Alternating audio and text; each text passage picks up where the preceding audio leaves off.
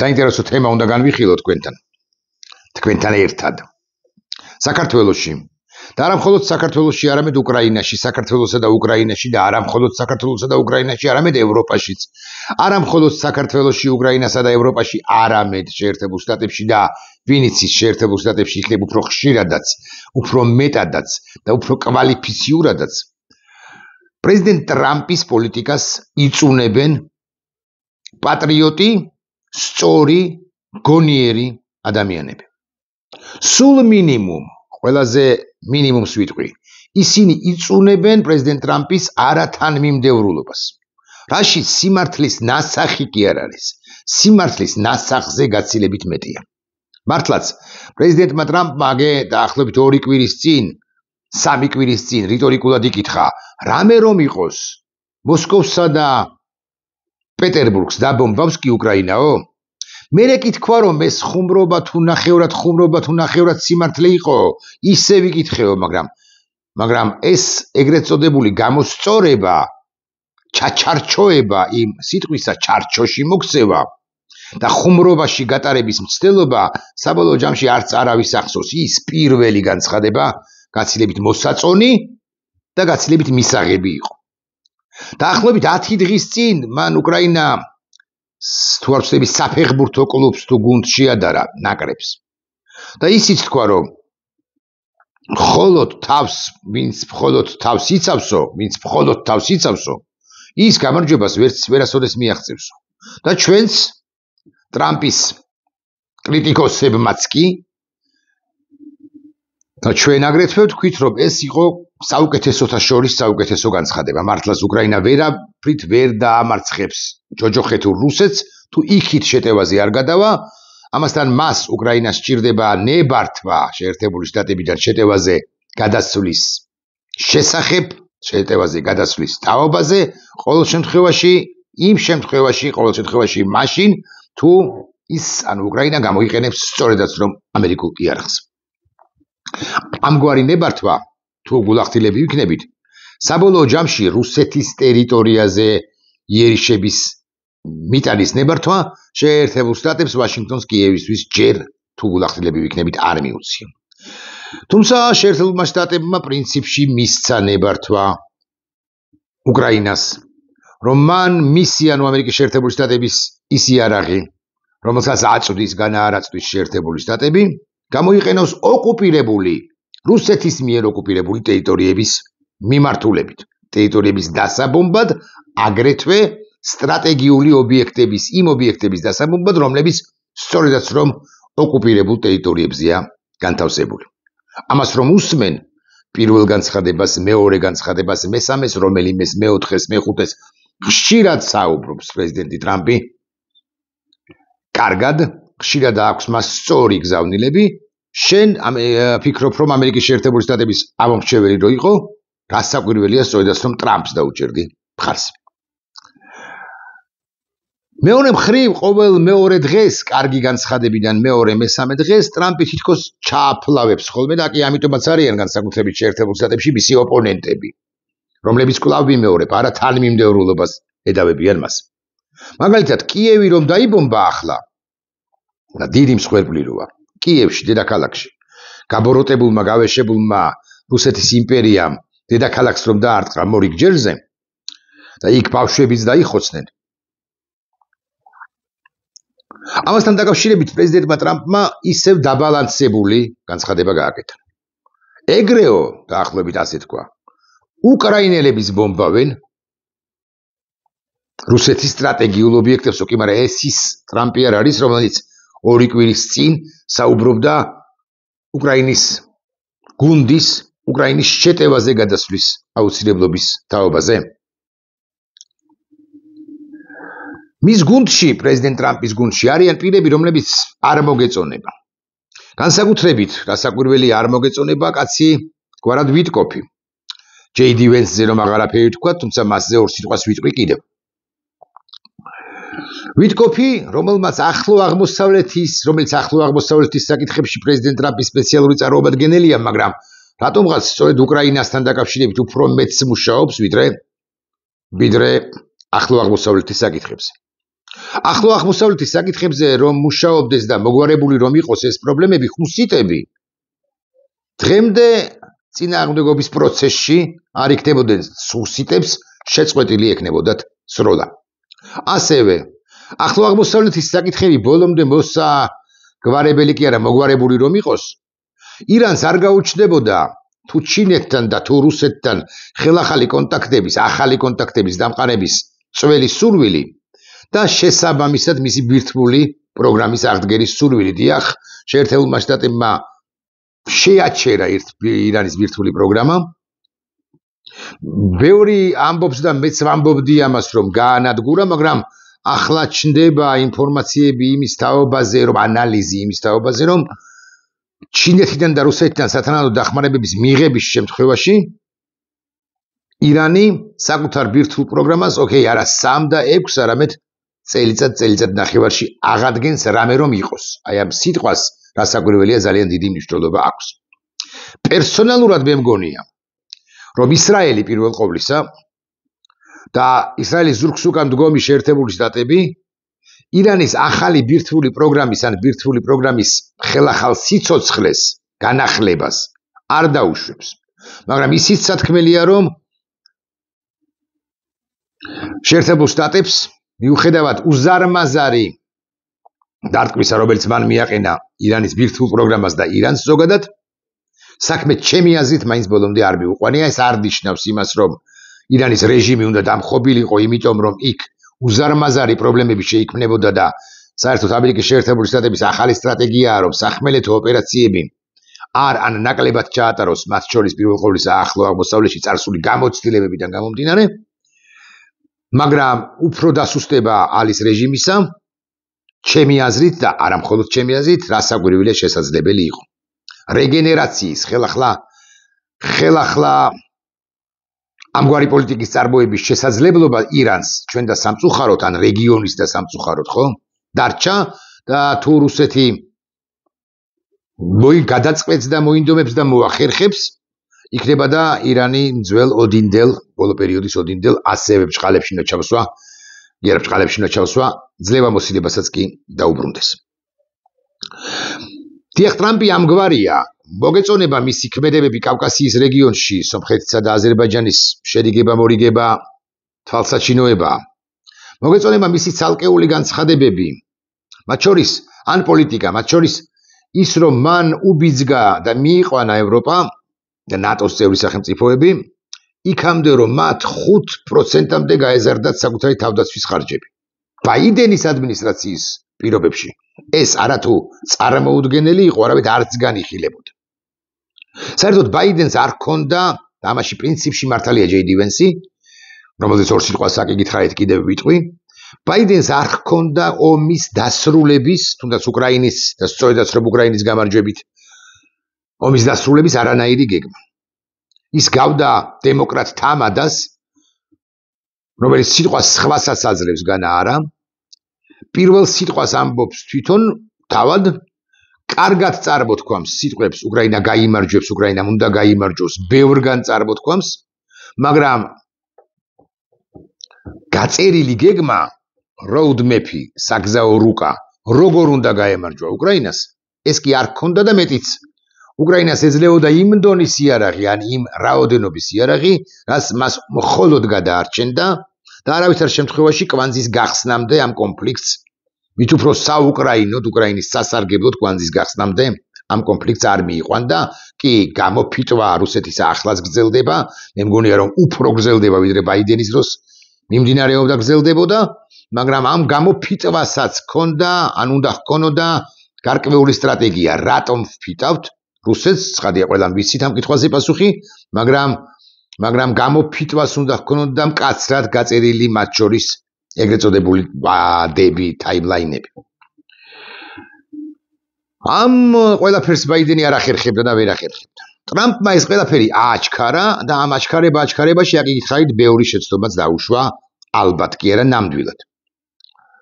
მაგალითად, შეცდომა უთვლიან მას ალასკაზე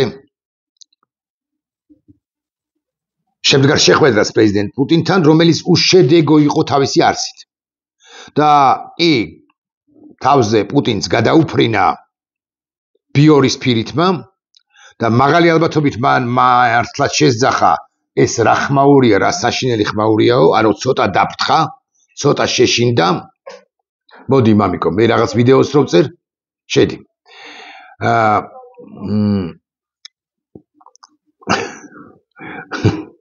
ხო, კი, ცოტა დაფრთხა პუტინი, მაგრამ მეორე მხრივ მას წითელი ხალიჩა, თუნდაც ვიწრობილი კი, ძირითად წითელ ხალიჩამდე მას დაახვედრა პრეზიდენტმა ტრამპმა. ილაპარაკა ყველაფერზე, მოილაპარაკა კი არა, თქვა პუტინზე, რომ პუტინი თანახმა ამ დიდ მშვიდობაზეო, მაგრამ მერე აღმოჩნდა, რომ პუტინმა ის მიაბოლმოაბოლა და არც არაფერზე იყო თანახმა.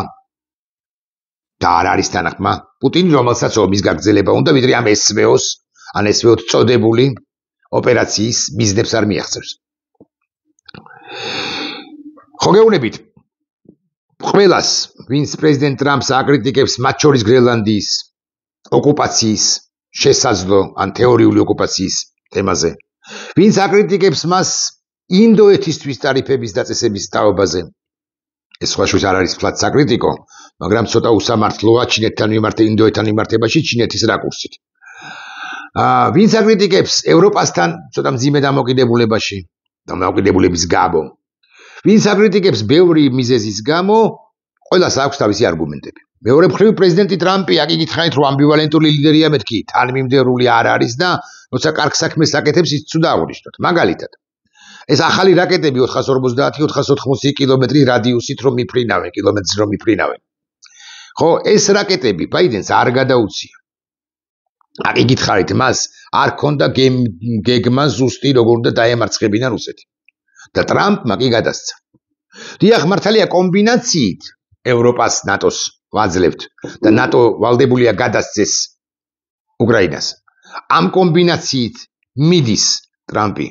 მაგრამ როგორი კომბინაციითაც არ უნდა მიდიოდეს, უკრაინაში იარაღი ხვდება და უკრაინას არ მინდა ვთქვა, რომ საკმარისზე მეტი აქვს მეთქი, მაგრამ საკმარისი იარაღი აქვს, მათ შორის ამერიკული, ეს ხომ ფაქტია და ამას ვერავინ უარყოფს. ბაიდენისაგან განსხვავებით რაღაცა რუკა, რაღაცა გეგმა, რომელსაც გზადაგზა რასაკვირველია ცვლის, ტრამპს აქვს მაინც. ახლა გავარებოთ ამ ყველაფერს თავი. და ერთ უცნაურეს ჭორს ავყვეთ. არა, უცნაური ამ ჭორშიც არაფერია და შესაძლოა ჭორი სულაც არ არის. მაგრამ აი ეს ხმები, მოდი ასე ვიტყვი, ხმები არსებობს იმის თაობაზე, რომ ტრამპს აქვს ჯანმრთელობის სერიოზული პრობლემები. აი, გავრცელდა ინფორმაცია, ერთ-ერთი ამერიკელი ექიმი ამბობს, მე ვერ ვენდობი და ვერც ისე ვიზამ, რომ ვენდო ბოლომდე. ხო, მაგრამ ეს ექიმი მაღალი ალბათობით ტრამპის მოწინააღმდეგე ამბობს, რომ ტრამპს აქვს ის დაავადებები, რომელთა გამოც თუ რომელთა შედეგადაც ის 6-8 თვეში გარდაიცვლება. არ მჯერა ეს. ეხლა მე ამ ექიმის კვალიფიკაცია შეეჭვია მეპარება, ან ეს ვერ შევიტან უფრო ზუსტი რომ ვიყო და სულ რომ მომიტანოს ფურცელი ტრამპის კონკრეტული ანალიზებით, რაც არ აქვს, აქვე ვიტყვი. მარტო ვიზუალური დათვალიერების, ვიზუალური მხარით ვიზუალურად აფასებს, ვიზუალური მხრივ აფასებს ტრამპს. რომც მომიტანოს რაღაც ანალიზები, მე ამ ანალიზებს ვერ გავშიფრავ. მაგრამ ერთ წუთს წარმოვიდგინოთ, რომ ეს ექიმი მართალია. ხარობენ ტრამპის მოწინააღმდეგეები თუ აქ და თუ იქ, უკრაინაშიც, მათ შორის და ევროპაშიც, აგე ავადმყოფია ეს კაციო, მაგრამ ახლა მე გეკითხებით, გვაწყობს კი ჩვენ ტრამპის, მოწყვლადი ტრამპის მიმართულება, რომ შეიძლება მისცე იმ ტრამპის ავადმყოფობა და მით უფრო ლეტალური შედეგი. მე გეტყვით, რომ არა. იმიტომ კი არა, რომ მე ამერიკის შეერთებული შტატების პოლიტიკური ისტებლიშმენტიდან ტრამპზე უკეთეს ვერ ვხედავ, მათ შორის მის ადმინისტრაციაშიც ვხედავ, მეთქი ასე გავბედავ და ვიტყვი, მაგრამ ვერც მისი ადმინისტრაციიდან ვერავინ, ვერც რესპუბლიკური პარტიიდან ვერავინ ზოგადად, ვერც დემოკრატიული პარტიიდან და ვერც ცნობილი თუ არაცნობილი პირებიდან წუხარ რომ ტრამპის შემდეგ თუ ის პროგნოზი ახდა იმ ექიმისა, რაშიც ეჭვი მეპარება კიდევ ერთხელ ვიტყვი, თუ ახდა ეს პროგნოზი, ვერავინ ვერ დაიკავებს თანამდებობას გარდა ერთი პირისა. ეს ერთი პირი კი არის ჯეი დი ვენსი, რომელსაც აქვე ვიტყვი. ამ ფრთას, ჯეი დი ვენსის ფრთას, ტრამპთან მიმართებაში კი არა, უკრაინასთან მიმართებაში ცალსახა და ცალსახად ცუდი პოზიციები აქვს. დიახ, აქ ჯეი დი ვენსიც გამოანათებს ხოლმე და ტრამპისაგან განსხვავებით არა 2 დღეში, არამედ 2 კვირაში ერთხელ ამბობს კარგ რამეს უკრაინაზე.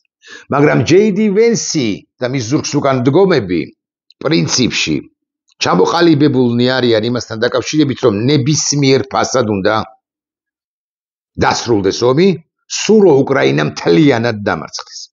და ამისთვის ისინი ყველაფერს გააკეთებენ, თუ ტრამპი დღეს აწვდის, ტრამპი პერსონალურად აწვდის მაგალითად სადაზვერვო ინფორმაციას უკრაინას, ემანდ ისე რომ მოხდეს, რომ ტრამპი კარგით არ მოვკლათ მაინც და მაინც ტრამპი დაუძლურდეს და ვერ შეასრულოს საკუთარი უფლებამოსილეობები და ჯეი დი ვენსი გაპრეზიდენტდეს გარკვეული პერიოდის განმავლობაში.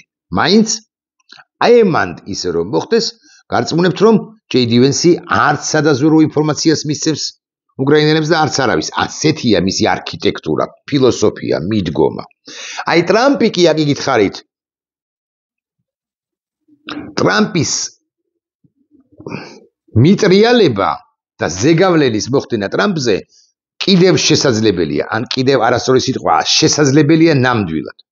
ამაში სხვათა შორის მნიშვნელოვანი წვლილი შეაქვთ ევროპელებს, ზელენსკისაც, რომელიც ერთი ხანობა ცოტა რქებით დახვდა პრეზიდენტ ტრამპს, დახვდა არა, რქებით ჩავიდა პრეზიდენტ ტრამპთან და ხსენებულ ჯეი დი ვენსთან, რომელმაც ჩემი აზრით შეგდებული პროვოკაცია მოუწყო და რაღა მხოლოდ ჩემი აზრით სხვათა აზრითაც, ამას აჰყვა, ამას დაჰყვა, ამაზე აიჭრა და მერე ზელენსკიმ ევროპელთა დახმარებით, ევროპელებს თუ ადრე რო ჩარეულიდნენ, თვათ უკეთესი იქნებოდა.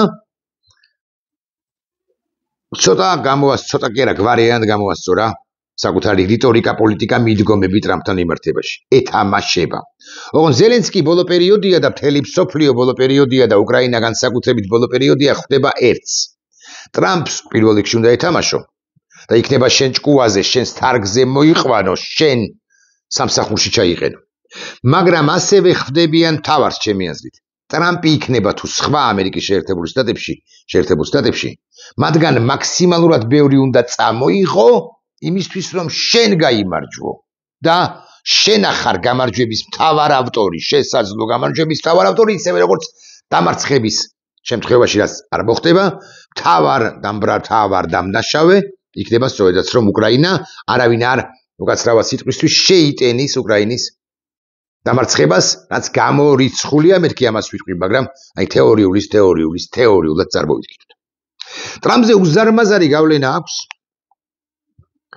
მის მეუღლეს, რომელიც სხვათა შორის იმ დროს, როდესაც ბევრი საერთაშორისო ორგანიზაცია დადუმებულია, დაახლოებით 40,000 ბავშვი ყავს გატაცებული რუსეთს და არ ითხოვს ამ ჯოჯოხეთური რუსეთისაგან ბავშვების დაბრუნებას, მელანია, რამდენად ჩემთვის არის ცნობილი, საჯარო ინფორმაციაა პრინციპში, არაფერს ახალს არ ვამბობ ამასთან დაკავშირებით, მელანია ძალიან დიდ სამუშაოს აწარმოებს იმასთან დაკავშირებით, პუტინსაც კი მისწერა წერილი, რომ ბავშვები როგორღაც დააბრუნოს ამ ჯოჯოხეთურმა ქვეყანამ. რუსეთი წინააღმდეგია, მაგრამ მე არ გამოვრიცხავ, რომ ესე პარტია უკაცრავად სიტყვისა და გამოუშვას ბავშვები 5,000, 7,000, 2,000, 35,000 ბავშვი არის დასაბრუნებელი უკრაინაში.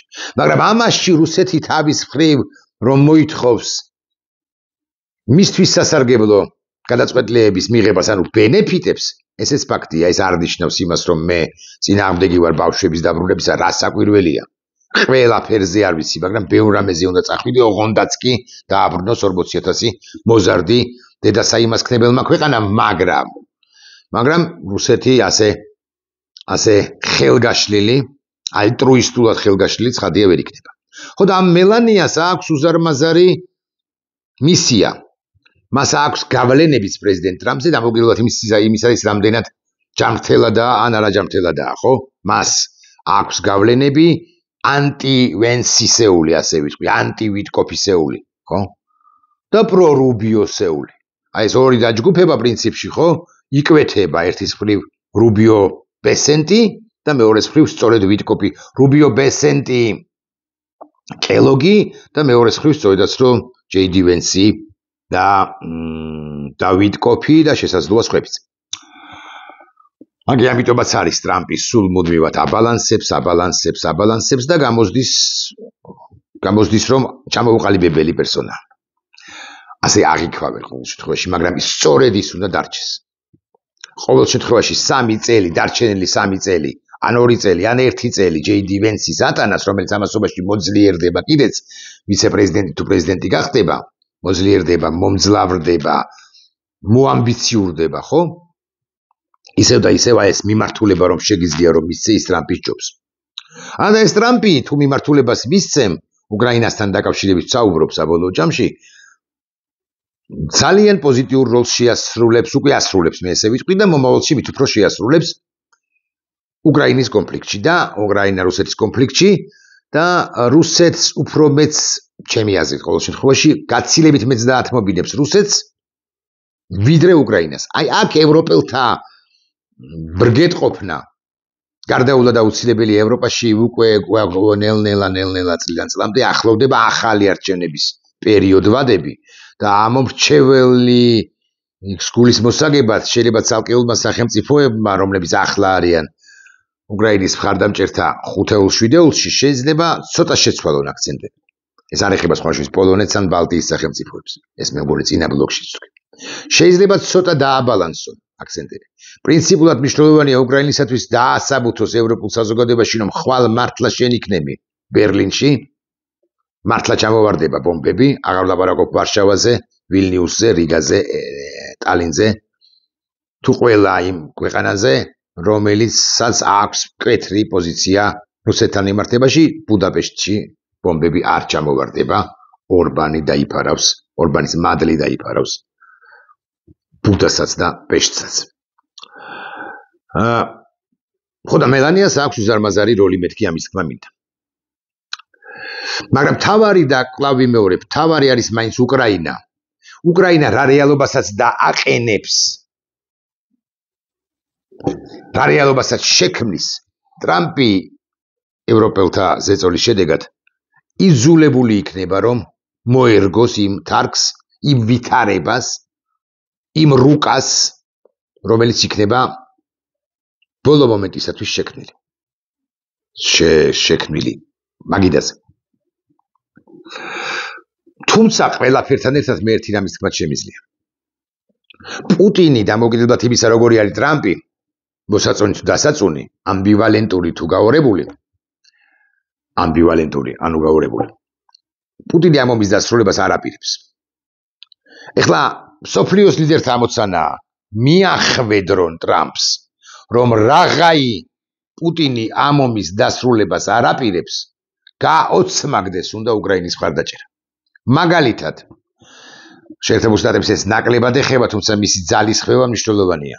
მაგალითად, უნდა ჩამოერთვას რუსეთს ის აქტივები, არა პროცენტები, არამედ ძირი თანხა, რომელიც არის გაყიდული დასავლეთში, კონკრეტულად ბელგიასა და შვეიცარიაში.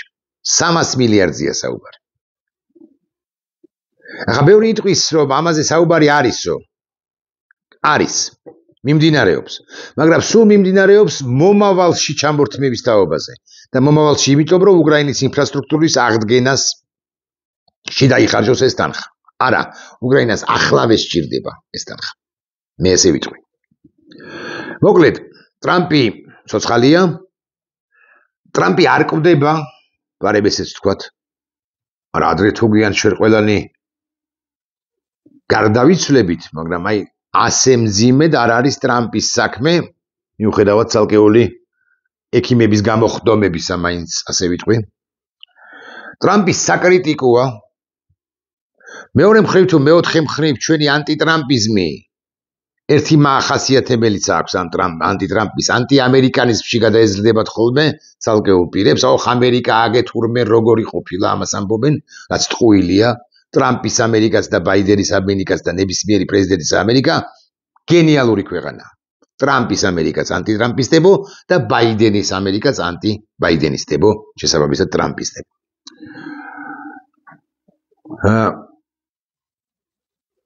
უნდა ჩამოყალიბდე, ხო, ჩვენთან იმართებაში ანტიამერიკანიზმში არ უნდა გადაგვეზარდოს ეს ყველაფერი და კარგად უნდა გავიგოთ, რომ ჩვენი ხსნა უშუალოდ ჩვენი საზოგადოებისა და ქვეყნისა არ არის ევროპაზე დამოკიდებული. ევროპა თითზე დაადებს, მაგრამ მუშტს არ შეკრავს. თუ ვინმე თითზე დამდები და მუშტის შემკვრელია და ამ ჩვენ საქმეებში უხეშად ჩამრევია, უხეშად და კულტურულად ისე რომ ჩვენი სუვერენიტეტი არც იყოს შელახული, სუვერენული გადაწყვეტილების უფლება არ ჩამოგვერთვას, ეს არის სწორედაც რომ შეერთებული შტატები. და გაგიკვირდება და შეერთებული შტატები ამერიკის დღევანდელი ადმინისტრაციის პირობებში უფრო. ანუ ბაიდენი ამას შეიძლება ვერც დაინახავდა. ტრამპმა შეიძლება დაინახოს, ან დაანახონ საქართველოს როგორც ქვეყანა მსოფლიო გეოპოლიტიკურ რუკაზე. რასაც დღემდე ვერ ხედავს.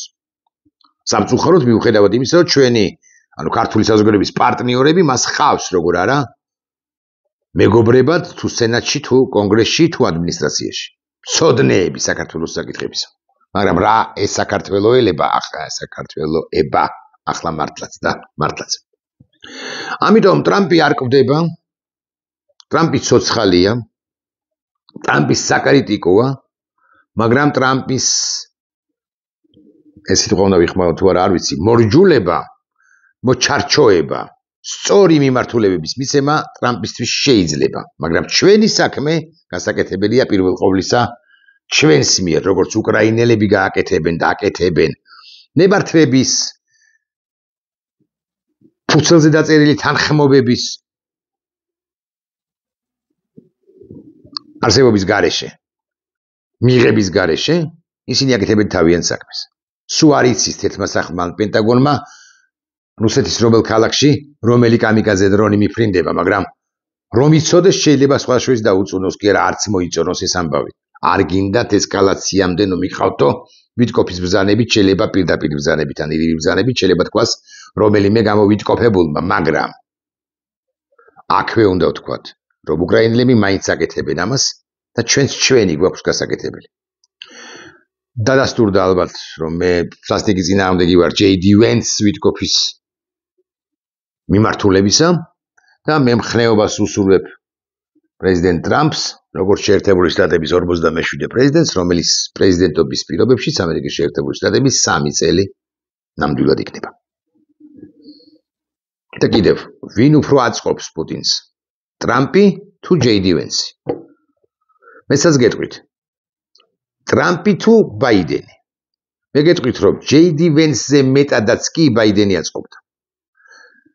JD Vance აწყობს და თუ ვინმე არ აწყობს, აი დღევანდელი ადმინისტრაციიდან, დღევანდელი ელიტიდან, ამერიკის შეერთებული შტატებისა, სწორედაც რომ პრეზიდენტი ტრამპია, ვინც არ აწყობს, თუმცა აი მაგალითად ნიკი ჰეილის რომ მოეგო, არჩევნები გასული წლის ნოემბერში, ვინც ის იქნება გაცილებით კომპლიმენტარული ყოფილიყავი, სწორედ ნიკი ჰეილის მისამართით. ნახვამდის.